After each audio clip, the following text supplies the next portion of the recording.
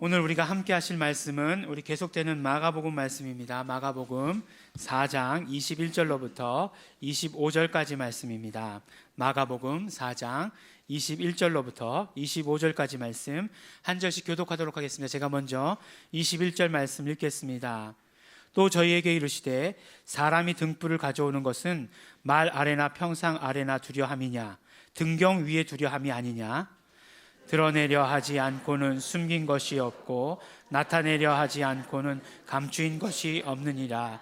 들을 귀 있는 자는 들으라. 또 가라사대 너희가 무엇을 듣는가 스스로 삼가라. 너희의 헤아리는 그 헤아림으로 너희가 헤아림을 받을 것이요 또 더 받으리니. 함께 봉독하시겠습니다. 있는 자는 받을 것이요 없는 자는 그 있는 것까지 빼앗기리라. 아멘. 우리가 계속해서 우리 마가복음의 말씀을 우리 함께 듣고 있습니다. 지난주에는 씨 뿌리는 사람의 비유라고 하는 비유의 말씀을 우리가 함께 들었습니다.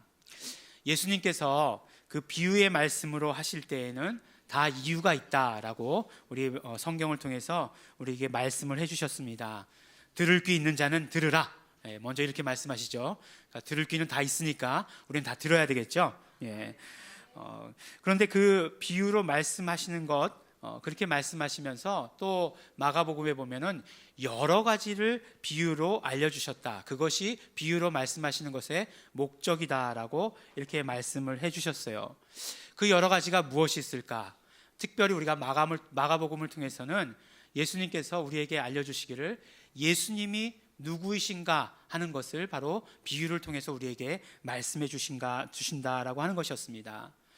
또 이 비유의 말씀은 그렇기 때문에 우리가 예수님과 어떠한 친밀한 관계 가운데 있는가를 통해서 예수님의 말씀을 이해할 수 있는 그 비유를 이해할 수 있는 정도가 다르다라고 이렇게 말씀을 나누었습니다. 매주 이렇게 말씀을 전하게 되는 목사의 고민이 아마 이런 부분일 것입니다. 예수님과 사랑의 관계, 정말 예수님과 사랑의 관계가 이루어지면 예수님께서 무슨 말씀을 하셨던지 간에 성경에 무슨 말씀이 기록되어 있던지 간에 다 이해하고 그것을 그대로 전할 텐데 매주 그 말씀을 준비할 때마다 고민이 된다는 건 무엇이겠습니까? 그 관계가 아직은 부족하다, 그런 얘기겠죠. 그러니까 마음이 얼마나 무거워지겠습니까? 이렇게 봐도 얼른 봐도 무슨 뜻인지 모르겠는 것은 내가 아직 예수님을 덜 사랑하기 때문이야, 예수님의 사랑을 덜 받고 있기 때문이야. 이렇게 정말 느껴지니까 마음이 늘 무겁습니다. 이게 예수님과의 관계만 아니죠. 우리 성도들과의 관계 가운데서도 마찬가지 아니겠습니까? 이게 사랑의 관계로 이루어진다라고 이렇게 생각하면 그 많은 대화를 나누지 않아도 그냥 주일날 얼굴 표정만 봐도 무슨 사정이구나, 이것을 위해서 기도해야지, 또 목사가 또 뭔가 뒤틀렸구나, 또 성도들도 또 알 수 있고 서로 그럴 텐데 참 그렇지 못하는 것 같아가지고 늘 마음이 무겁습니다. 이 가을에 제가 무거워지는 이유가 마음이 무겁기 때문인 것을 이렇게 핑계를 그렇게 대보는 거죠. 많이 먹어서 무거운 거를 그렇게 핑계를 대는 거죠. 그래요.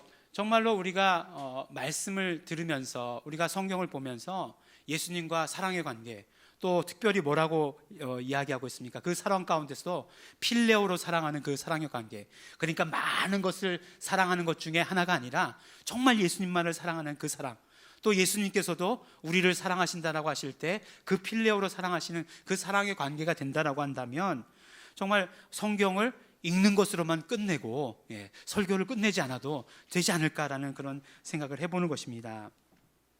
언젠가도 말씀드린 적이 있는데 저에게 이렇게 누님 한 분이 계십니다. 형님 한 분이 계시고 누님 한 분이 계시는데 누님이 청각 장애인이세요. 청각 장애인인데 또 목사입니다. 이제 충남 홍성에서 홍성 농아인 교회라는 곳에서 사역을 하고 있었는데 최근에 이제 대전으로 사역지를 옮기게 되었습니다. 그러니까 이제 충남 홍성이라는 곳은 시골이고 대전은 아무래도 큰 도시잖아요. 그리고 또 그곳이 농아교회로서는 세 번째 큰 교회래요. 그러니까 스카웃돼서 이렇게 그 교회로 가신 것이니까 참 잘된 일이죠. 참 잘된 일입니다. 그런데 저에게는 이제 할 일이 훨씬 더 많아졌어요. 이게 무슨 말씀이냐면 이제 큰 교회로 가니까 성도도 많아지고 이제 예배도 많아진 거죠. 예배도 많아지니까 말씀을 전할 기회도 더 많아진 거예요. 그러니까 말씀 준비를 많이 해야 되니까 이제 성경에서 어려운 구절들, 무슨 뜻인지 모르겠는 구절들이 있으면 저에게 이렇게 문자를 보냅니다.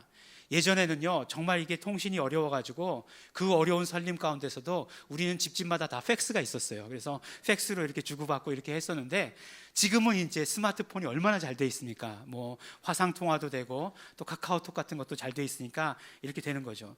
요새는요, 성경에 어려운 부분이 있으면 이렇게 적어서 보내는 것이 아니라 성경을 사진을 툭 찍어서 저에게 이렇게 보내고, 이 구절이 무슨 뜻이냐 이렇게 물어보는 거예요. 예.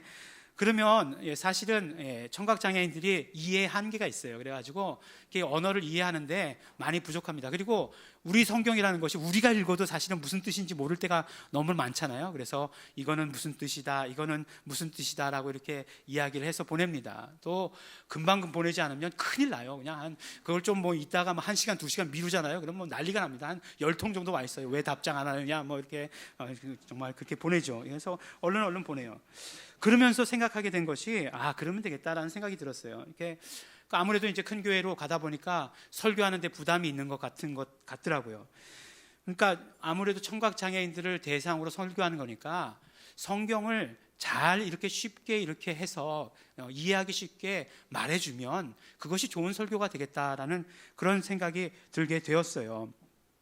그래서 이제 그렇게 이제 하라고 이렇게 이야기를 했습니다. 근데 어떤 분이 이제 이렇게 와서 그랬다는 거예요. 자기는 여자 목사가 오는 것에 대해서 반대했던 사람이다라고 그렇게 와서 얘기를 했대요.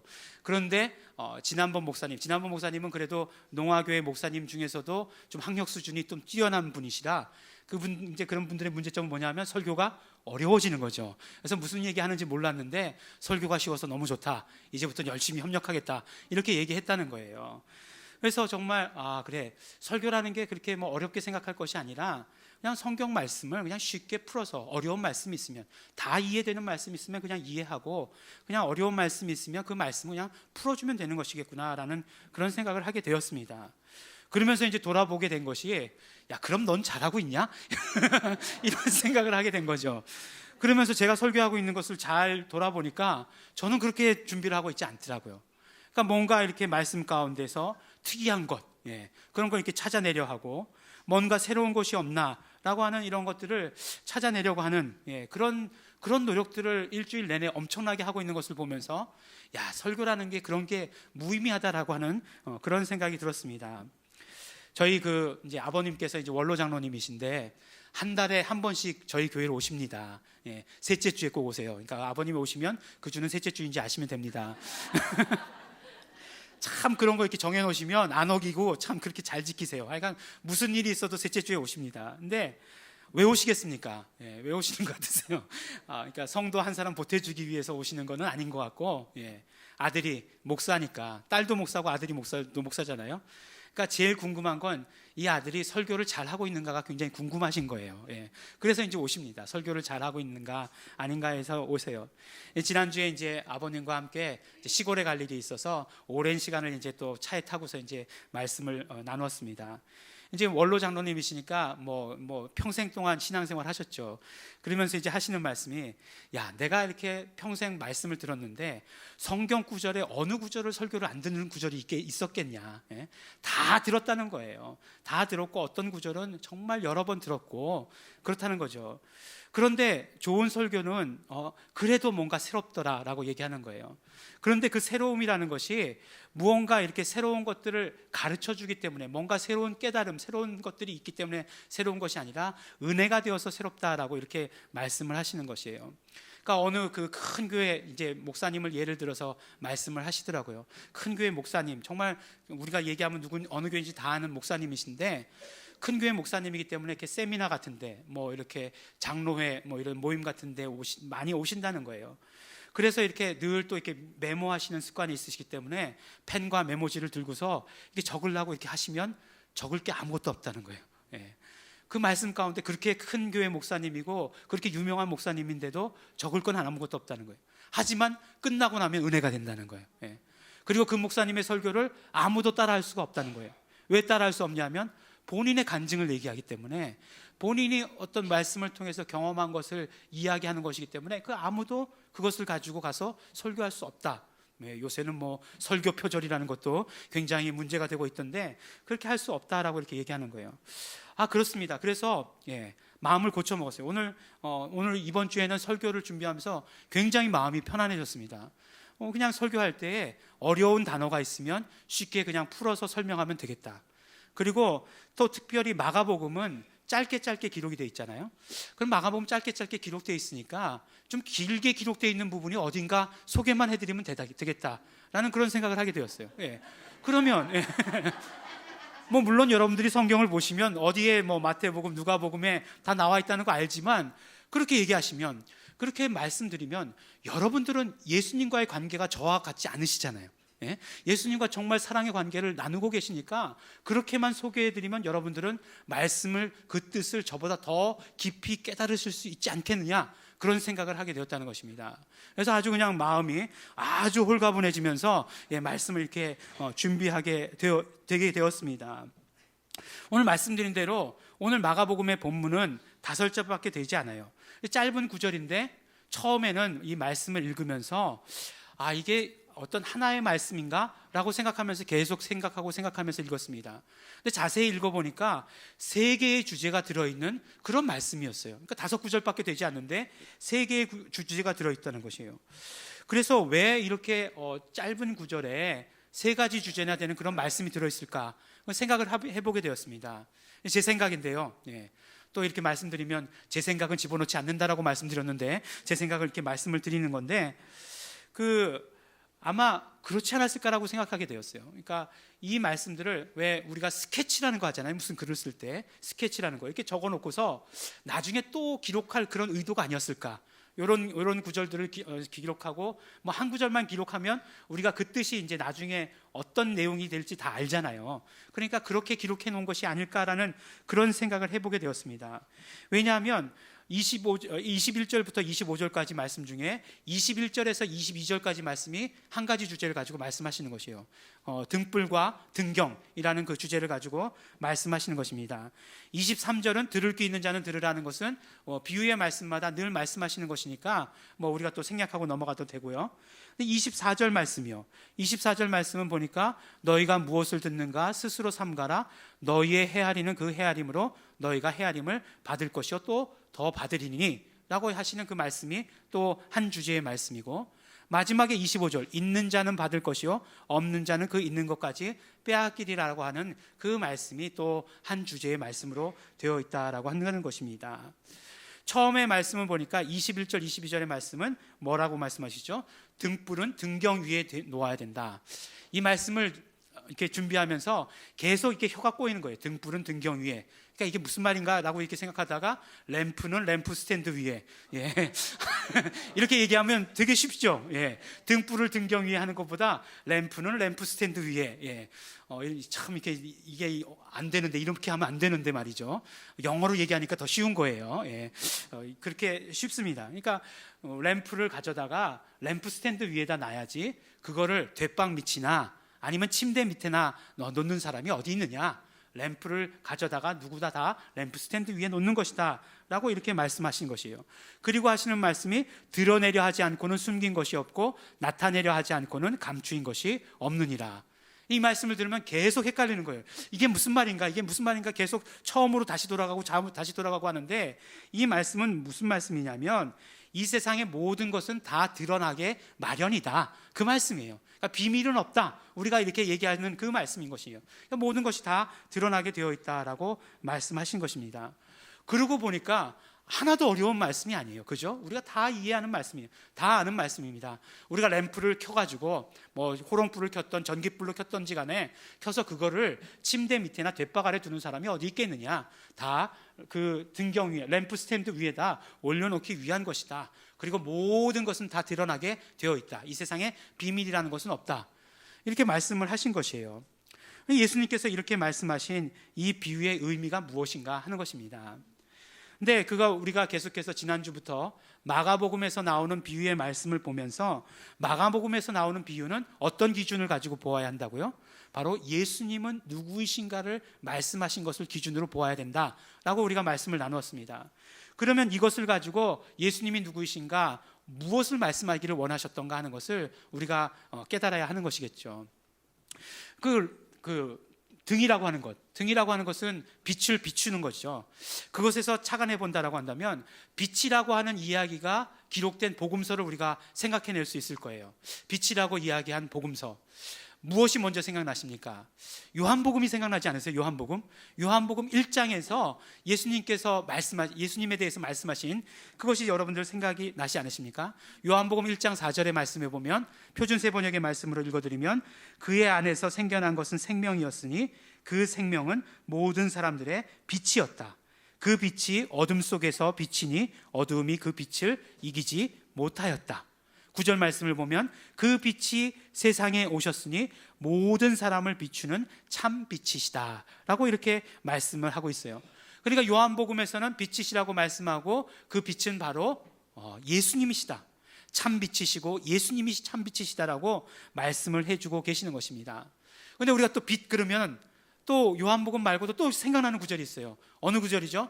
우리가 램을 하셨으면 다 얼른 기억나야 되는 구절이에요. 바로 마태복음 5장에 나오는 구절이에요. 계속해서 이렇게 계속 말씀드리지 않았습니까? 마태복음 5장 뭐라고 말씀하시죠? 너희는 세상의 소금이다 라고 먼저 말씀하시고, 그 다음에 이어서 너희는 세상의 빛이다, 산 위에 있는 동네가 숨길 수 없다라고 말씀하시면서 오늘 우리 마가복음에 기록된 말씀과 비슷한 말씀을 조금 더 길게 말씀을 하시죠.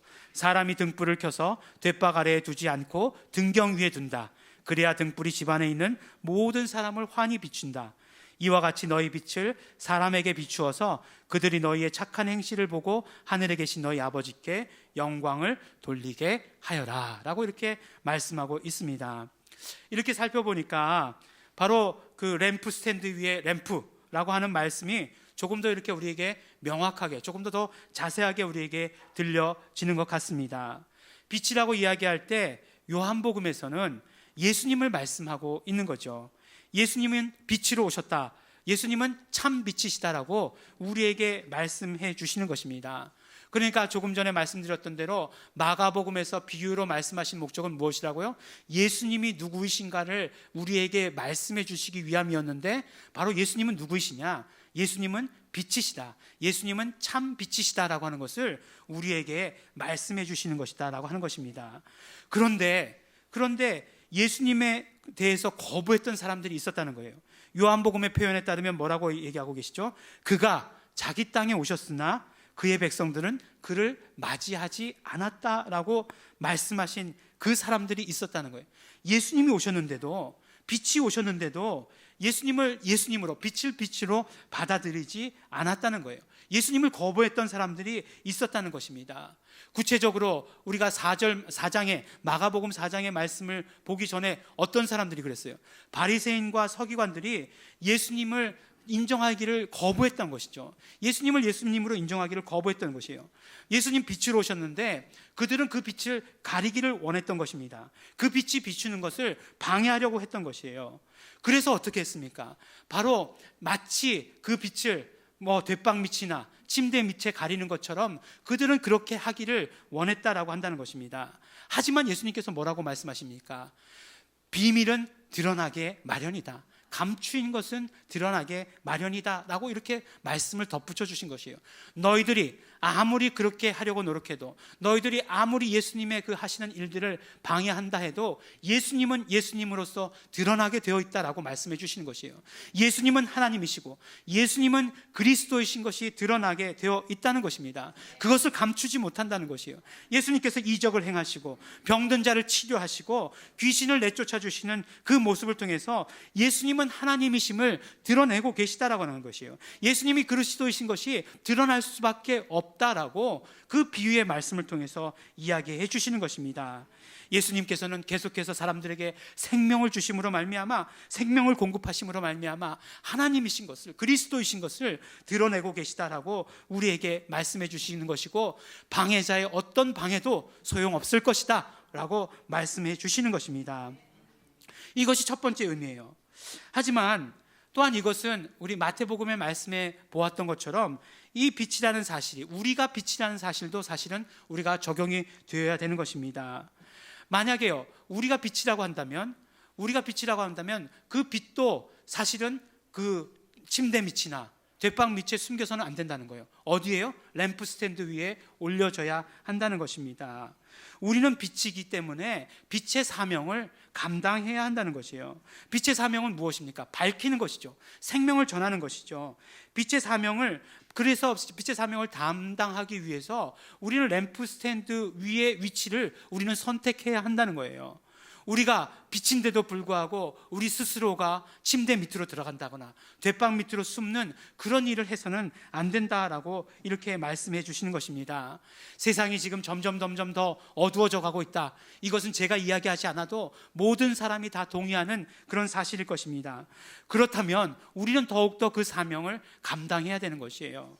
지금 기독교의 위기는, 교회의 위기는 빛의 사명을 온전히 감당하려 하지 않으려고 하는데 그 위기가 온다는 것입니다. 예수님이 누구이시고 내가 누구인지 모르기 때문에 그 사명을 감당할 수 없는 거예요. 하지만 우리는 예수님이 누구이시고 내가 누구인지 확실히 압니다. 그것이 복음이기 때문에 그래요. 우리는 복음을 깨닫고 있는 자입니다. 복음을 알고 있는 사람은 사명을 받은 사람이에요. 그렇기 때문에 우리의 사명을 분명히 해야 되는 것입니다. 우리가 빛으로서의 사명을 가지고 있는데 침대 밑에 숨는다거나 돛방 밑에 숨는다거나 하는 그런 일을 해서는 안 된다라고 말씀해 주시는 것입니다. 예수님은요, 빛으로 오셨습니다. 예수님은 참 빛이세요.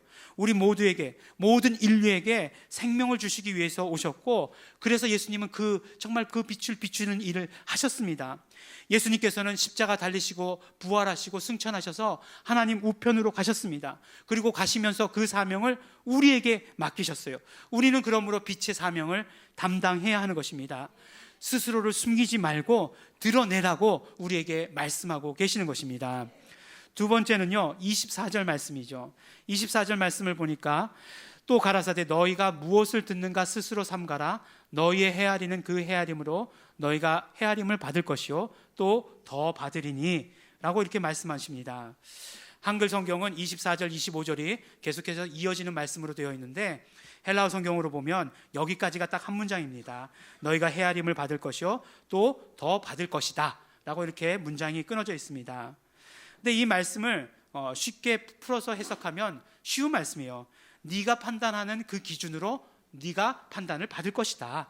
그리고 더 받을 것이다 라고 하는 그런 말씀입니다. 그러니까 이 말씀을 딱 들으면 우리가 제일 먼저 생각나는 성경 구절이 뭐죠?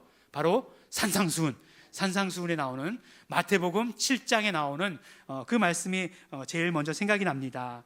바로 무슨 말씀이죠? 비판을 받지 아니하거든 비판하지 말라. 너희의 비판하는 그 비판으로 너희가 비판을 받을 것이요 너희의 헤아리는 그 헤아림으로 너희가 헤아림을 받을 것이니라. 똑같은 말씀이죠. 예, 이 말씀이 나오죠.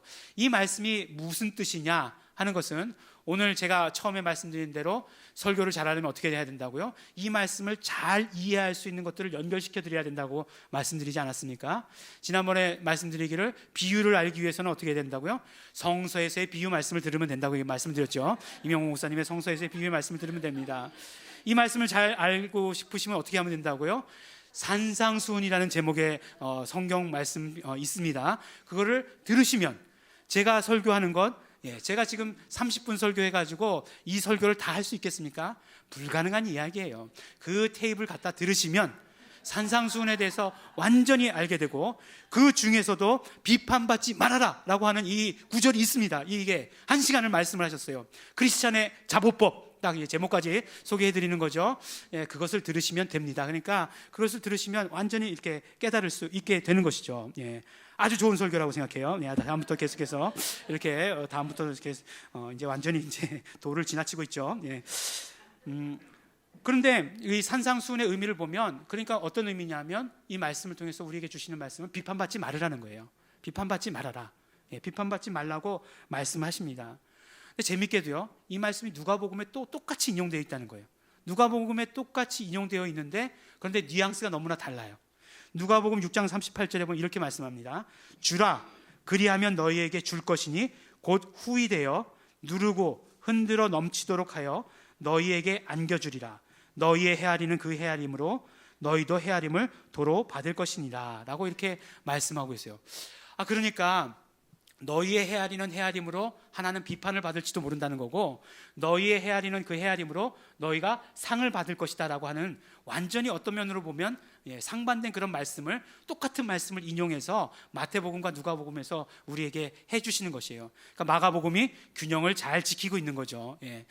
그런데 그러면 이 말씀은 무슨 뜻이냐면, 이 말씀은 우리가 어떻게 하느냐에 따라서 그것이 비판이 되어서 우리에게 돌아올 수도 있고, 우리가 어떻게 하느냐에 따라서 그것이 우리에게 상으로 돌아올 수도 있다라고 하는 것을 우리에게 말씀해 주시는 것이에요. 즉 구체적으로 말씀드리면, 우리가 믿음을 어떻게 사용하는가에 따라서 그것이 비판으로 되어서 돌아올 수도 있고, 그것이 상으로 되어서 돌아올 수도 있다라고 이렇게 말씀해 주시는 것이에요.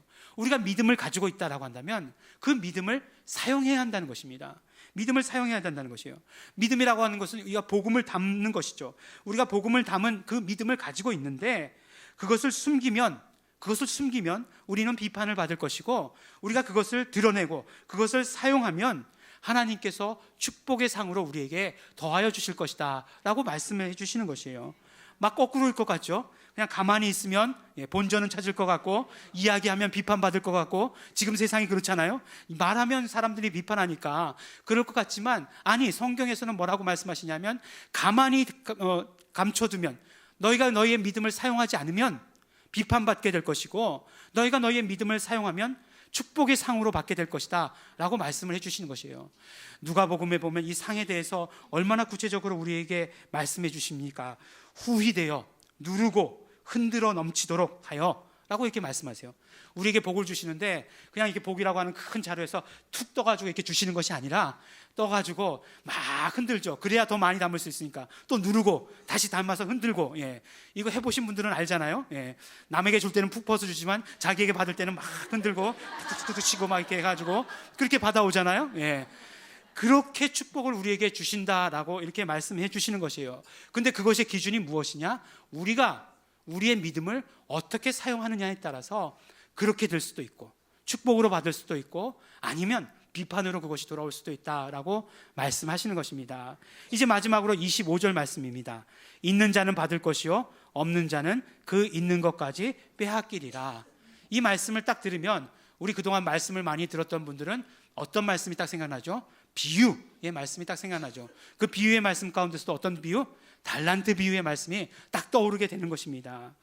달란트 비유의 말씀을 들어보면, 이제 어떤 사람이 타국으로 갈 때 종을 부르는 거죠. 자기 종들을 불러서 한 종에게는 5달란트, 한 종에게는 2달란트, 한 종에게는 1달란트를 주었습니다. 근데 5달란트, 이제 종이, 그 주인이 이제 집에 돌아올 때 보니까 5달란트 주었던 종은 5달란트로 장사를 해가지고 5달란트를 남겼어요. 그리고 2달란트 받았던 사람은 또 마찬가지로 2달란트를 남겼습니다. 그런데 1달란트 받았던 사람은 그것을 가지고 아무것도 하지 않고 땅에다 묻어두어 가지고 그냥 처음에 주었던 1달란트 그대로였어요. 5달란트 주었던 종과 2달란트 주었던 종에게는 뭐라고 얘기했습니까? 착하고 충성된 종아, 막 그러면서 막 칭찬을 하시면서 칭찬을 해주셨습니다. 그런데 1달란트를 그대로 가지고 있던 종에게는 뭐라고 말씀하셨습니까? 그 종을 저주하시면서 25장, 마태복음 25장 28절에 그에게서 그 1달란트를 빼앗아 10달란트 가진 자에게 주어라. 무릇 있는 자는 받아 풍족하게 되고 없는 자는 그 있는 것까지 빼앗기리라 라고 이렇게 말씀을 하시는 것이에요. 이 말씀을 통해서 우리에게 하시는 말씀은 무엇입니까? 바로 우리는 우리가 받은 재능을 사용해야 한다는 것이에요. 우리가 받은 재능을 사용해야 한다는 것입니다. 아, 나는 재능이 없는데요 라고 이렇게 이야기하고 싶은 사람에게 뭐라고 얘기하고 계시죠? 이명호 목사님의 비유 가운데 달란트 비유에서는 우리가 선천적 달란트뿐만 아니라 후천적 달란트, 우리가 거듭나게 되면서부터 받은, 성령님께로부터 받은 그런 달란트가 있다는 것이죠. 그 달란트 가운데 제일 큰 것이 무엇입니까? 우리 공동체, 우리 모든 사람들에게 주셨지만 깨닫는 사람만 알고 있는 그 달란트, 예수 이름, 예수 이름의 그 달란트를 우리에게 주셨다라고 한다는 것이에요. 그러면 그 달란트를 주신 목적이 무엇이냐? 그것을 사용하라고 말씀하시는 것이에요. 사용하라고. 사용해서 5달란트를 10달란트로 만들고 2달란트를 4달란트로 만들라는 것이에요. 내가 5달란트 받았나 2달란트 받았는가는 중요하지 않습니다. 우리가 정말 그것을 받았다라고 한다면 그것을 받아서 계속해서 불릴 그렇게 해야 된다라고 우리에게 말씀해 주시는 것입니다. 요한복음 15장 2절에도 보면 똑같은 말씀을 우리에게 주시고 계십니다. 물은 내게 있어 과실을 맺지 아니하는 가지는 아버지께서 이를 제해 버리시고 무릇 과실을 맺는 가지는 더 과실을 맺게 하려 하여 이를 깨끗게 하시느니라 라고 말씀하세요. 어떤 사람들 그러죠. 아니 하나님 공의의 하나님이신데 똑같이 나눠주셔야지. 아니 있는 사람에게 없는 사람 것까지 뺏어가지고 더 주신다니요. 그게 말이 됩니까? 이치 안 맞습니다라고 얘기할지 모르지만, 그렇지만 농부가 하는 모습을 보면 너무나 이해하기 쉽다는 것이에요. 제가 그런 마음이 한번 들었었어요. 제가 이제 그 텃밭에서 방울토마토를 키우는데 심어만 놔도 잘 자라더라고요. 너무너무 잘 자라는 거예요. 온 가지가 무성하게 되는데 정말 보기가 좋더라고요. 그래서 그 텃밭 앞을 지나다니시는 그 할머니 한 분이 계셨는데 가지치기 해줘야 된다고 이렇게 얘기를 하시는 거예요. 아 근데 이렇게 보기 좋은데 무슨 가지치기야? 그냥 나님 보기 좋은 대로 그냥 가만히 둘래 이렇게 했는데 중요한 건 뭐죠? 그 중요한 열매가 하나도 없어요. 가지만 무성한 거죠. 가지만 보기에는 정말 좋았는데 열매는 하나도 딸 수가 없었는 거죠. 그러니까 정말 열매를 따려고 한다면 가지치기를 잘 해줘야 되는 거예요. 가지치기를 합니다. 농부가 가지치기 하는 것에 대해서는 공의롭다, 공의롭지 않다 그렇게 얘기하지 않으면서 그것은 당연한 것이다라고 얘기하면서 하나님께서 더 열매를 잘 맺는 가지를 열매 잘 맺게 하기 위해서 열매 못 맺는 가지를 쳐낸다 하는 것에 대해서 불만을 가진다 이렇게 얘기할 수 없다는 것입니다. 그렇기 때문에요, 어쨌든 우리에게 하시는 말씀은 무엇이냐면 우리가 더 열매 맺기 위해서, 우리가 더 큰 열매를 맺기 위해서 우리가 가진 그 재능들을, 우리에게 주신 그 달란트를 우리는 계속해서 사용해야 되는 것이다 라고 말씀해 주시는 것입니다. 오늘 말씀을 보니까 아주 그 짧은 말씀들로 연결되어 있죠. 짧은 아주 기록의 말씀들이지만 그 복음서들을 통해서 복음서들을 이렇게 비추어서 보니까 그 의미들이 아주 큰 그런 것들을 발견할 수 있습니다. 이 말씀을 이제 다시 이렇게 종합해서 본다라고 한다면, 조금 전에는 한 가지씩 다 나누어서 보았지만 종합해서 본다라고 한다면 우리는 예수님이 누구이신지에 대해서 더 잘 알게 되는 것입니다. 또한 우리의 믿음을, 정말 우리가 받은 달란트를 구체적으로 예수 이름을 더 사용해야 된다라고 하는 강한 메시지를 우리에게 주고 계시다라고 하는 것을 우리는 알게 되는 것이죠. 예수님이 빛이시고 또한 우리가 빛이니까 우리는 빛의 사명을 온전히 감당해야 하는 것입니다. 우리가 어떻게 우리의 믿음을 사용하는가 하는 것이 우리에게 축복과 우리에게 비판의 그런 어떤 갈림길이 된다라고 말씀해 주시는 것이에요. 우리가 받은 달란트를 어떻게 사용하느냐에 따라서 더 많이 받는 자가 되느냐 아니면 빼앗기느냐, 심하게 얘기하면 잘라진 가지가 되어서 불에 던지우는 자가 되느냐, 이런 것까지도 다 결정되게 되는 것이다라고 말씀하고 있는 것입니다. 바로 예수님이 누구이신지 알았다라고 한다면 우리는 어떻게 해야 되는가? 우리는 우리의 믿음을 드러내야 하는 것이고 우리가 받은 달란트를 사용해야 하는 것이다라고 우리에게 말씀해 주시는 것입니다. 이것이 바로 짧은 여러 가지 이야기, 짧은 이야기지만 비유로 말씀하셨을 때 여러 가지를 우리에게 말씀해 주시는 그 말씀의 내용들이 되는 것입니다. 우리 사랑하는 우리 예일중앙교회 성도 여러분, 우리 빛의 사명을 감당하시기 바랍니다. 우리의 믿음을 축복을 위해서 사용하시기 바랍니다. 여러분들이 가지고 있는 달란트를 사용하시기 바랍니다. 예수 이름을 사용한 자의 축복이 예수 이름의 축복으로 또다시 성도 여러분들에게 부어지시기를 예수 이름으로 축원합니다. 우리 함께 기도하겠습니다. 우리 이 시간 기도하실 때 우리 먼저 우리 감사하시면서 기도하시겠습니다. 우리 정말 비유로 말씀하신 그 말씀들을 우리 깨달을 수 있도록 축복하여 주셔서 너무나 감사하고 고맙습니다. 정말 예수님 빛으로 오셨고 예수님은 참 빛이신 것을 드러내는 자가 되게 하여 주시고 나도 그 빛의 사명을 온전히 감당할 수 있도록 되기를 원합니다. 믿음을 사용하게 하여 주시고 달란트를 사용할 수 있도록 도와주시옵소서. 성령님께서 함께 하여 주시옵소서. 우리 감사하시면서 우리 결단하시면서 소원하시면서 통성으로 기도하시겠습니다.